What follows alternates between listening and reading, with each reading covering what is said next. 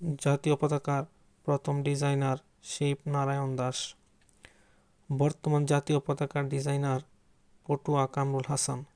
শিবনারায়ণ দাস যে পতাকাটি ডিজাইন করেছিলেন সেই পতাকায় বাংলাদেশের মানচিত্র রয়েছিল। সেই মানচিত্র বাদ দিয়ে পটুয়া কামরুল হাসান যে পতাকাটি নকশা করেছিলেন সেটি সরকারিভাবে গ্রহণ করা হয় 17 জানুয়ারি 1972 সালে। আর পতাকা থেকে মানচিত্রটি বাদ দেওয়া হয় 4 জানুয়ারি 1972 সালে। জাতীয় পতাকা প্রথম উত্তোলন করা হয় 2রা মার্চ 1971 সালে।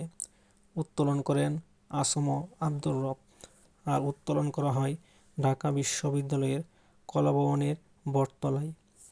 জাতীয় সঙ্গীতের সাথে প্রথম পতাকা উত্তোলন করা হয় 3রা মার্চ 1971 সালে। উত্তোলন করেন শাহজাহান সিরাজ। স্থান পল্টন ময়দান।